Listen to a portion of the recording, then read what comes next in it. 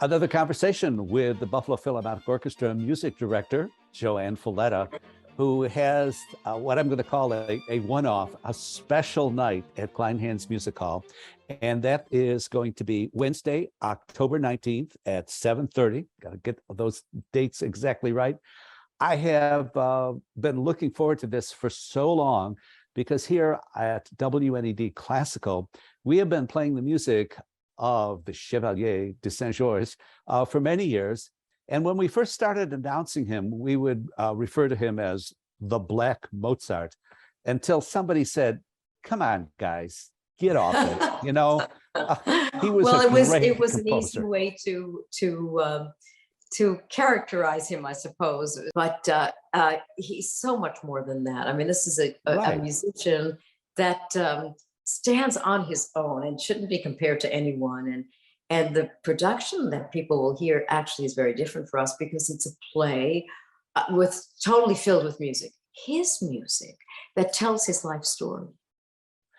Now, I know you're no stranger to this. You have worked with, as the Buffalo Philharmonic, with the Irish Classical Theater. So you have put on plays and, you know, with a lot of music.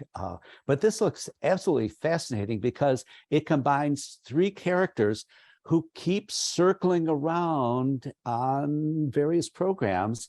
You've got Marie Antoinette, right? And we've got Mozart, who wrote the opera, The Marriage of Figaro. And we've got the Chevalier. And I can't help but think of the composer John Corigliano, who was also in Buffalo with The Ghosts of Versailles, which brings together some of those characters as well. So I am so excited about this. So tell us what's going to happen. And well, first off, who was the Chevalier? Well, his name was Joseph Bologne, and that's really what we should call him because Chevalier was an honorific. It was like Sir in English.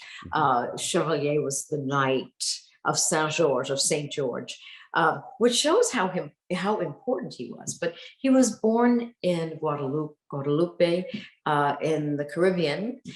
His father was a very, very wealthy Frenchman who owned a plantation down there. And his mother was a slave from Senegal.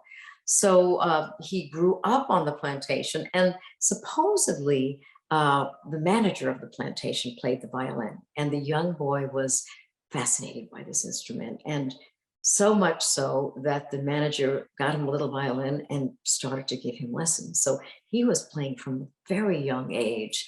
And then I think when he was about 6 or 7 years old and, you know, could leave his mom, leave his mother, his father took him to Paris. And then his life evolved around Europe, the great European courts. And he moved in the highest circles because of the wealth and the importance of his father. Which we think of now, that's amazing because there was so much prejudice at that time. But again, he had a French father who was able to open doors to a certain society. And he was an extraordinarily gifted person, Joseph Bologne, not only as a violinist, but also athletically. He was extremely gifted. He was the finest fencer of his time. Now, if you think about fencing, Peter, you know, it requires split-second timing, it requires strength, it requires poise, elegance, flexibility, all of those things you also need to play the violin. So I imagine they helped each other. I mean, he was an amazing soloist, but also a composer.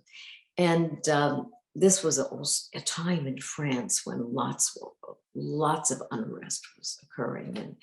And so his meeting with Marie Antoinette was something interesting because of, you know, speaking of his belief in the equality of all men and working with the Queen must have been a very interesting conversations they had.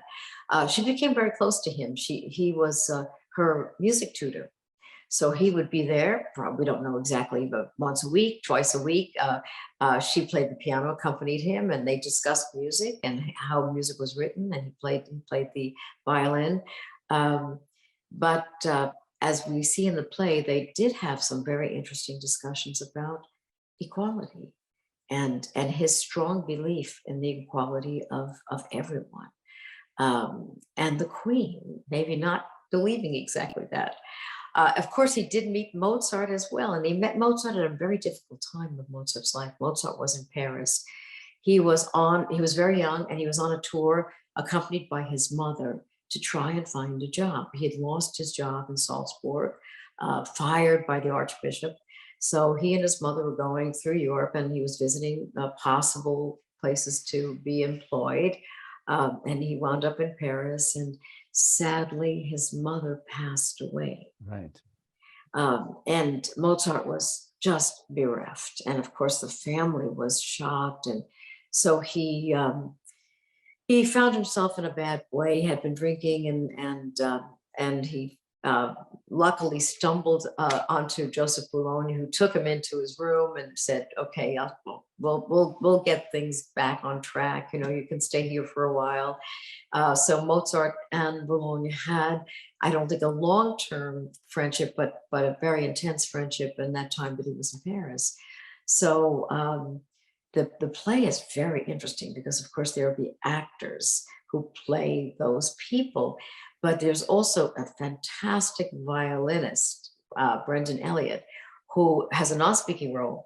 He has the musician part of the Chevalier. So although he doesn't speak, he is there, and when he performs, he is performing as Joseph Boulogne would have done it. So it's fascinating. It poses a lot of questions about our world, our society of the past, how far we've come or not come, and music being a kind of art form without boundaries, without limits, and we discover a genius that we didn't know. So I'm encouraging everyone to come to this because it's going to be really fascinating. I mean, a play with Marie Antoinette, Mozart, and Joseph Boulogne in it.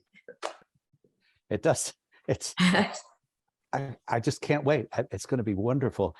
Whenever I hear the story of Joseph Boulogne, ultimately the Chevalier, I'm also reminded of our own founding father, Alexander Hamilton, born, under a very cloud similar situation in the Caribbean, who rose up through his own, had help along the way, but through his own abilities. So maybe someday. You're right. There are definitely parallels there, and a different society, I guess, a different social world, but two geniuses. Yeah. Now, our own Stratton Rawson here at the station told me a story. I don't know if it's true, but it sounds good. Mozart traveled to Paris with his mother, and he was going to show the world that Mozart, was the greatest violinist on earth. And then he ran into the Chevalier. And then he said, "Okay, maybe I won't be the greatest violinist on earth.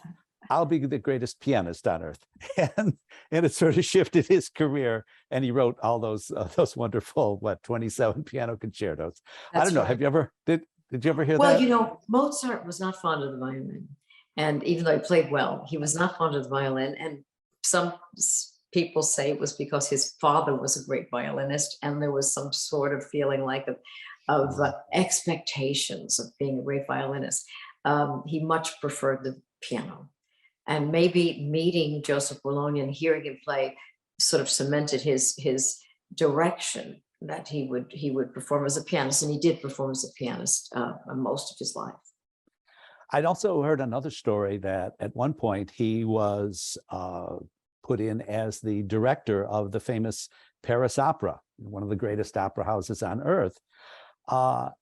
But the three leading divas of the time would not take direction from a black man, and they made it very clear that either he goes or we go. And I was a little surprised. Somehow I thought that Paris, with their liberté, égalité, fraternité, would not have been so racist.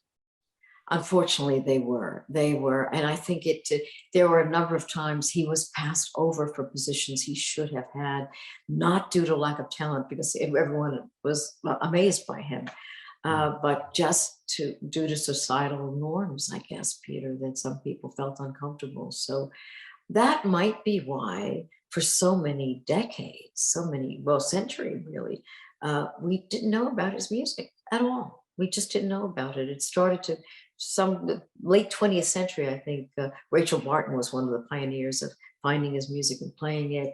And now many people are playing it. But, you know, I always say that music is lost usually for very bad reasons. You know, it can be great music and still be completely neglected. And in this case, it was for those reasons, that he was a mixed race person and not accepted by everyone.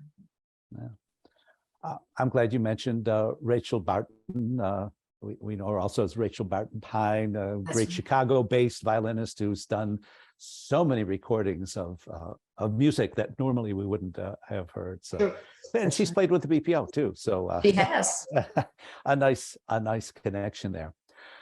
Very exciting. The music is, you know, what we would call accessible. I mean, if you love Mozart, this is music of that time.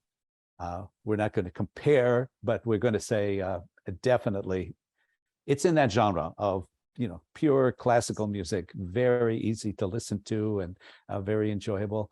And I just had one final thought when you were talking about fencing. Among all the other skills you need for fencing, you have to have nerves of steel. And it would seem that to be a violinist, you also have to have nerves of steel. You're so right, Peter. You're right. I mean, they must have, those two careers that he had must have influenced each other, and truly someone to completely admire. Oh, great. Well, again, it's a one-off concert, one of a kind, and it's Wednesday, October 19th at Kleinhans Music Hall at 7:30. The program is called The Chevalier.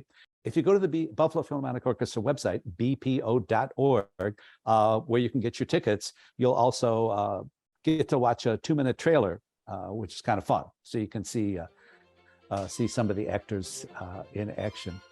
JoAnn Falletta, thank you so very much for talking to us about this special concert. Can't wait. Thank you, Peter. It's always a pleasure to talk together. Thank you.